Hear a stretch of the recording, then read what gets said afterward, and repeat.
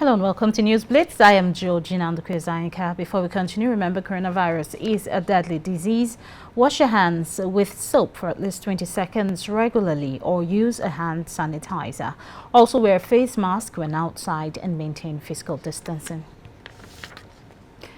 The chairman of the Independent National Electoral Commission, Professor Mahmoud Yakubu, has said the commission is ready to resume the continuous voters registration exercise on Monday, the 28th of June. He said this on Thursday during a press conference in Abuja. Professor Yakubu, however, expressed worry about the threat of attacks on its staff and facilities nationwide. Correspondent Shogujumo reports. On Monday, Nigeria's electoral body resumes one of its key functions, registration of voters. Over 5,000 staff will be deployed to 2,673 registration centers nationwide for the exercise. The tablet being held by the chairman and his national commissioners is at the heart of the registration process. It is called the INEC Enrollment Device, or IVED. It replaces the direct data capture machine used for years by the commission.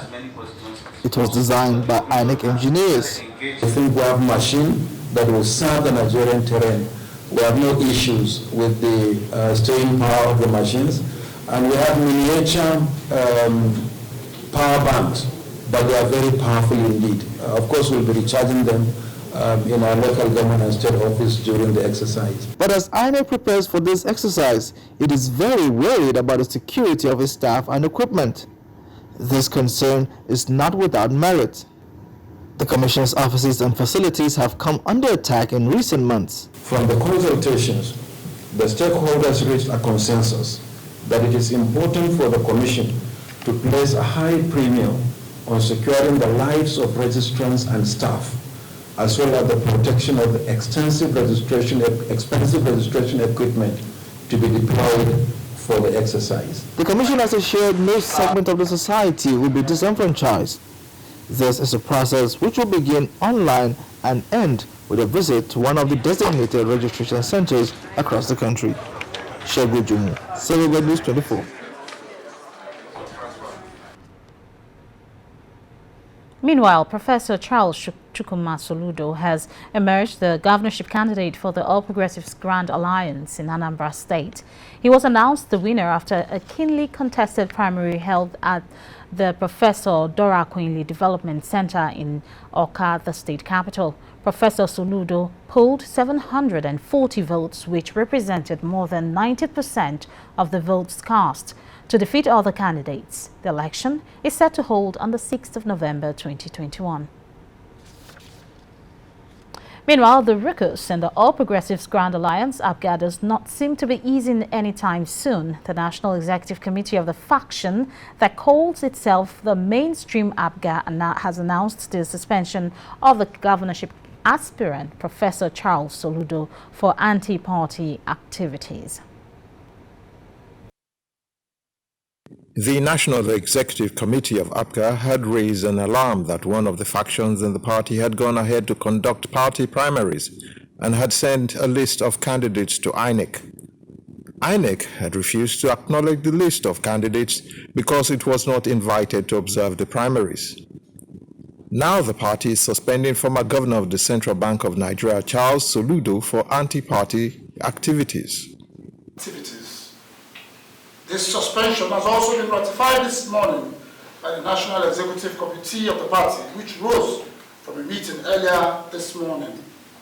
The party resolved to suspend Professor Soludo and 3 other members due to the unrelenting effort at ensuring that the party is not united to focus on winning the governorship election.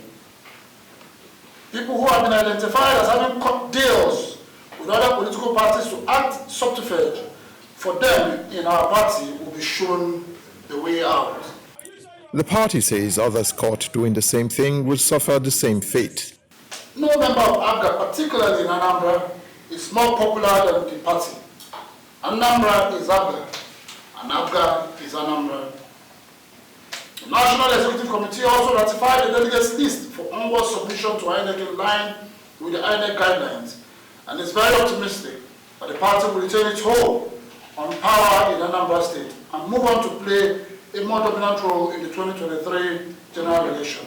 Meanwhile, the so-called mainstream ABDDUCTION is insinuating that party primaries being conducted as at the time of this briefing are not legal. We will note that the motley crowd of agreed people are today gathered somewhere in Oka purporting to be holding the governorship primary election of our party.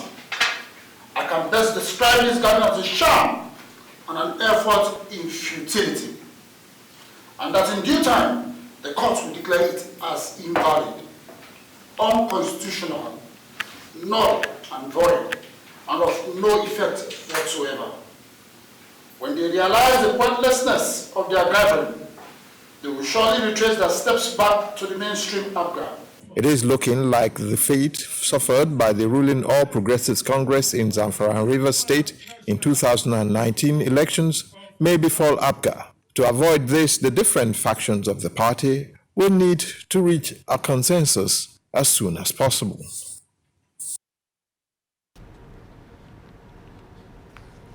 Meanwhile, the President Muhammadu Buhari has met behind closed doors with Governor Bello Matawalle of Zamfara State at the presidential villa.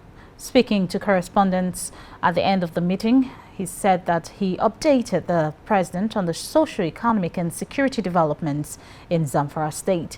He also noted that with the new security roadmap adopted by the federal government and states in the Northwest, peace and confidence seem to be gradually finding their way back to the affected states. Governor Matawalle revealed that Zamfara had been enjoying relative peace in the last 4 days following the adoption of new security measures by security agencies operating in the state. In the same vein, Governor Atiku Bagudu of Kebbi State also met with President Muhammadu Buhari behind closed doors to brief him on the abduction of students and staff of Federal Government College Birnin Yori. A number of students and teachers were kidnapped when gunmen attacked the school on the 17th of June.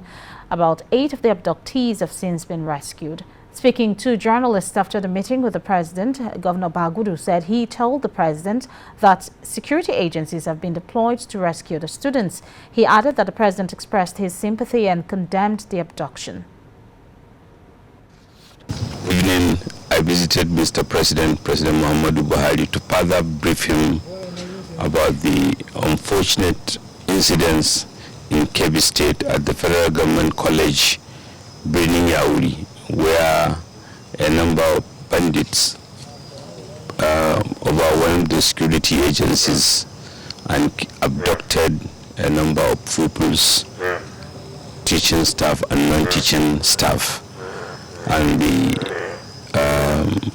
regrettable loss of life by a police officer in the process, and some pupils also, and those who are wounded in the process, and those who are still in the hands of the terror gang.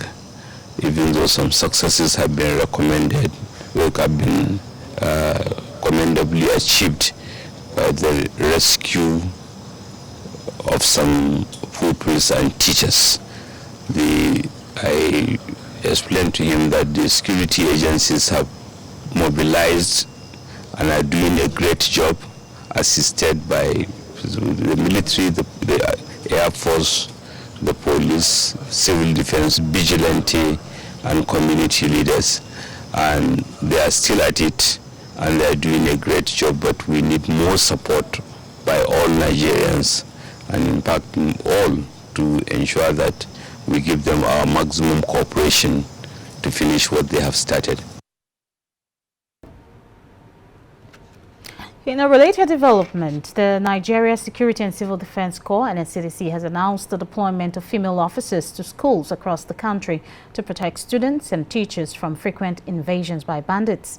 The Commandant General, Ahmed Audi, ordered their mobilization and a 1-month intensive training program and proper kitting of the female squad in the 36 state commands and the Federal Capital Territory for this purpose.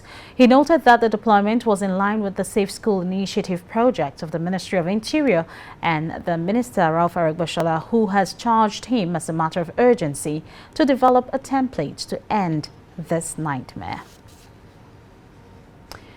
The Director General, Civil Aviation Authority, Captain Musa Nuhu, has said that there is a need for strong regulatory framework for the deployment of drones to ensure safety and security.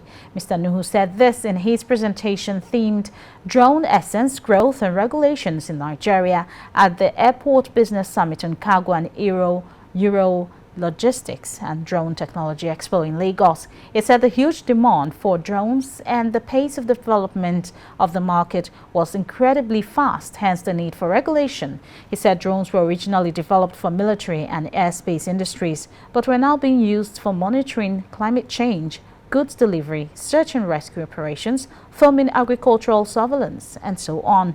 Nuhu said the Nigeria Civil Aviation Authority and the Office of the National Security Advisor would synergize with the government and stakeholders to mitigate risks to national security and public safety posed by people who are wrongly deploying drones. The President of the Senate, Ahmed Lawan, on Wednesday cleared the air on the leak that occurred at the National Assembly complex during a heavy downpour on Tuesday, saying it is a clear vindication on the part of the Parliament regarding the dilapidating state of the Assembly complex. Senator Ahmed Lawan also explained that the 37 billion naira earmarked for the renovation of the building was not a National Assembly budget, but that of the Federal Capital Development Authority, FCDA. The Senate's Deputy Chief Whip, Abdullahi Sabi, raised this point of order during Wednesday's plenary, querying some news reports on the incident. This was the state of part of the lobby of the National Assembly following heavy rainfall on Tuesday morning. Cleaning crew worked tirelessly to dry out the lobby as water dripped from the roof of the building shortly before plenary resumed. This scenery made the headline on several news outlets, and this generated a lot of reactions on Tuesday. It was also a point of discourse during plenary on Wednesday. In that report yesterday, Mr. President, distinguished colleagues, 3 things were reported which were very, very inaccurate. That there was heavy downpour or leakage even in the chamber. That was not correct. There was leakage, of course, around the premises, outside the chamber, and also it was reported that because of that leakage, it delayed our sitting. That also was not correct. The leadership had housekeeping matters, and of course, until the leadership comes into the chamber, sitting will not begin. Since the Assembly complex was built in 1999, 20 years ago, the building has not been renovated. The Senate President says the National Assembly is not responsible for this. Senator Lawan justifies the 37 billion naira approved by President Muhammadu Buhari in 2019 for the renovation project. When we approved the budget of 37 billion naira for the rehabilitation of this complex, it was not a National Assembly budget. It was an FCDA budget. We have nothing to do with this. But of course, some misinformed, some innocent, some deliberately mischievous went to town and were saying the National Assembly wanted to eat 37 billion naira. There is nothing wrong with this place. This is the house of the citizens of Nigeria. And this is the symbol of democracy, just like the Deputy Chief said. If this complex leaks, the interpretation is we are not holding our democracy with the respect that it deserves. Concerned about the sensational headlines that made the news on Tuesday, the Senate President appealed to the media to always remain factual in their reportage. From the National Assembly.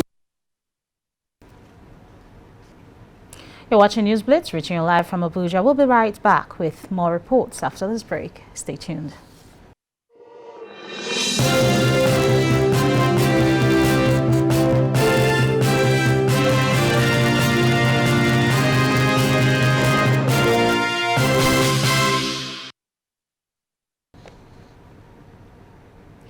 Welcome back. President of the Senate, Ahmed Lawan, has referred about 895 billion naira supplementary budget meant to tackle insecurity and health-related issues to the Senate Committee on Appropriation.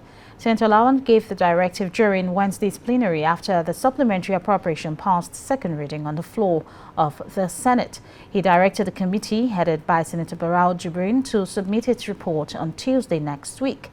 President Muhammadu Buhari had on Tuesday transmitted the document to the National Assembly for consideration and approval.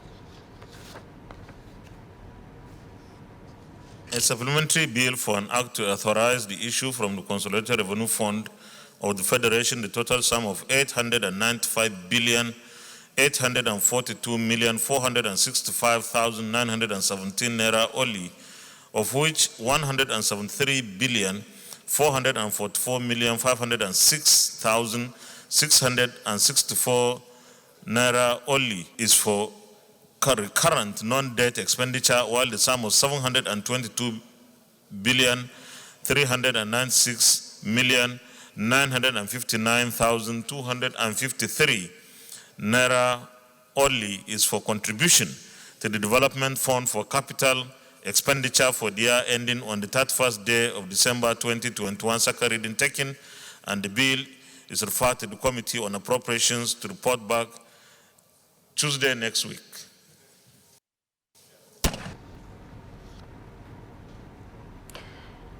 In other matters, the youth advocate, Mr. Solomon Adodo, has called on relevant agencies to address the high use of drugs and narcotics among young Nigerians.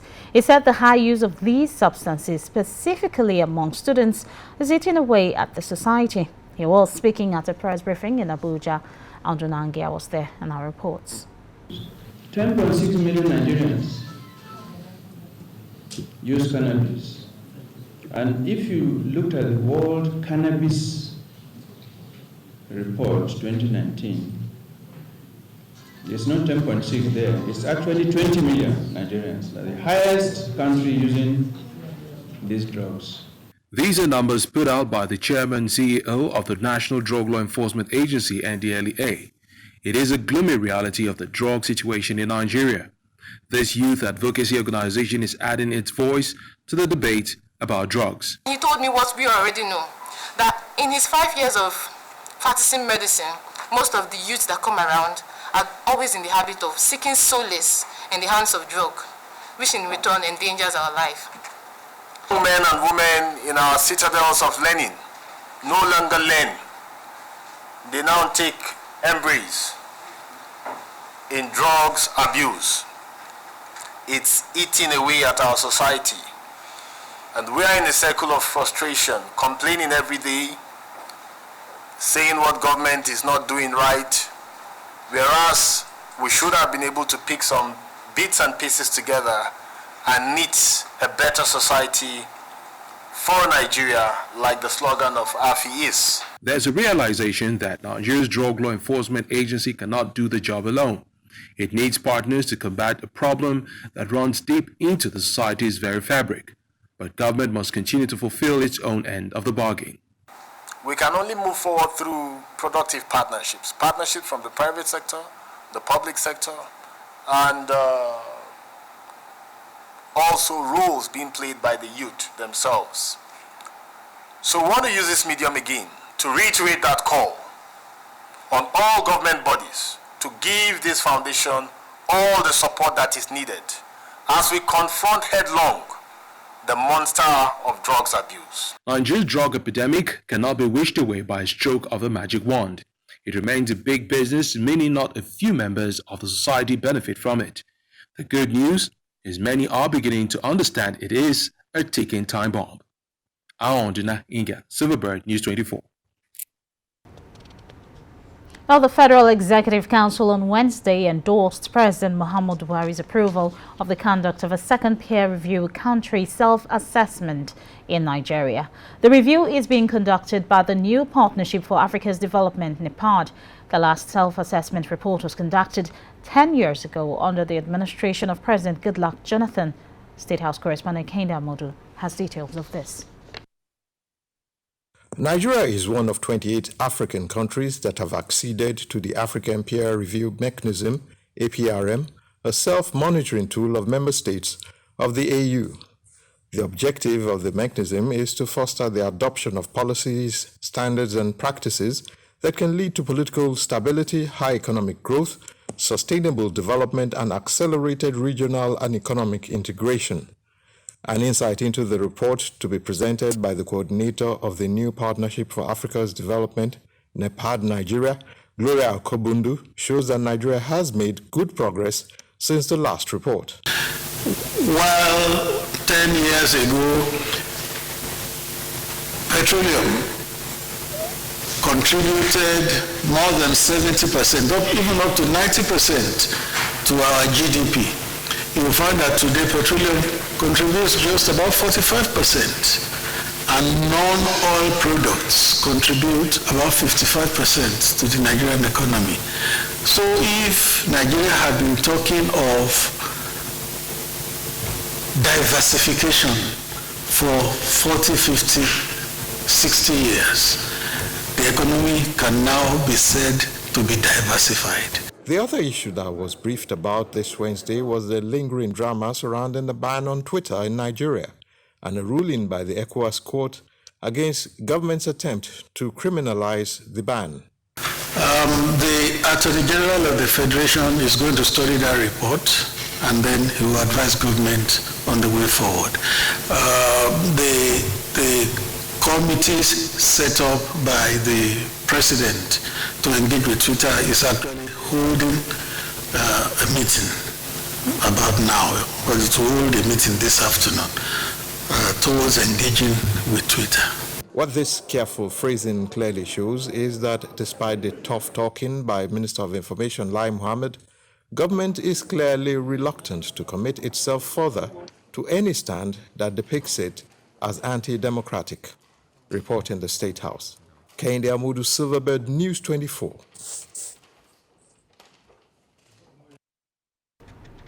You're still watching Newsblitz. We'll bring you stories from the foreign scene after this break. Do join us again.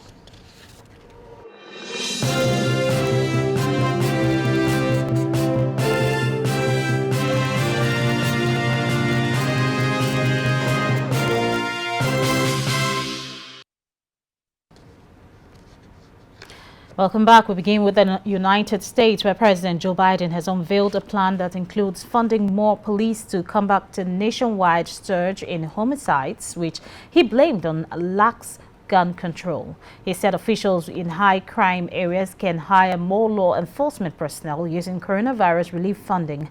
Mr. Biden's crime-fighting strategy calls for curtailing rogue gun dealers and firearm trafficking.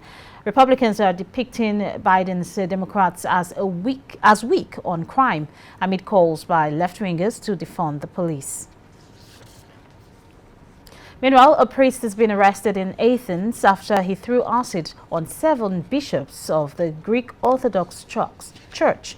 The attack took place during a disciplinary hearing against a 36-year-old priest. 3 bishops are being treated in the hospital for the burns, mostly on their faces. A policeman who ran to help the bishop has also been taken to the hospital.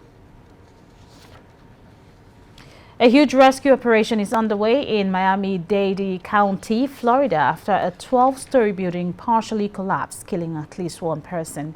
Images from the south side, north of Miami Beach, showed a huge pile of rubble hanging down one side of a residential apartment building. 1 woman died, at least 8 people were injured, and 3 are feared missing or trapped in the debris. The collapsed building is said to have occurred around 200 GMT. You're still watching Newsblitz. Next is sports after the break.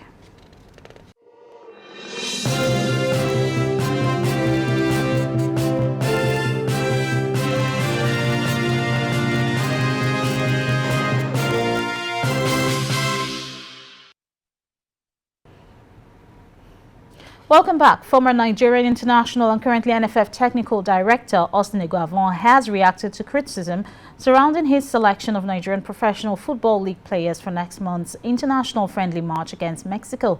The 55-year-old will be in charge when the Super Eagles take on L3 in a friendly outing scheduled in Los Angeles. The home-based players will battle the reigning CONCACAF Gold Cup champions at the Los Angeles Coliseum on July 4th. In the absence of Genotra, in the absence of Gernot Rous's men, who will be at their European clubs for pre-season training. Before picking the 25 players, Iguavon disclosed that he sought the advice of the NPFL coaches, including Plateau United's Abdul Meikaba and Rivers United's Stanley Iguma. Well, Germany avoided a major upset in Group F as they had to come back twice to force a 2-2 draw against Minos Hungary as they qualified for the round of 16 of Euro 2020. Now, the result means Germany finishes second on 4 points and will face England in the last 16 at the Wembley Stadium on Tuesday. And in the other group game, Cristiano Ronaldo equalized the all-time international goal-scoring record as defending champions. Portugal drew 2-2 with France to qualify for the last 16 as one of the best third-placed teams. The round of 16 will now see Portugal take on Belgium, while France will battle Switzerland. And that's Newsblitz for today. Remember, coronavirus is a deadly disease. Please wash your hands with soap for at least 20 seconds regularly or use a hand sanitizer. Also wear a face mask when outside and maintain physical distancing. On behalf of the production crew, thank you so much for watching. I am Georgina Ndukwezanka.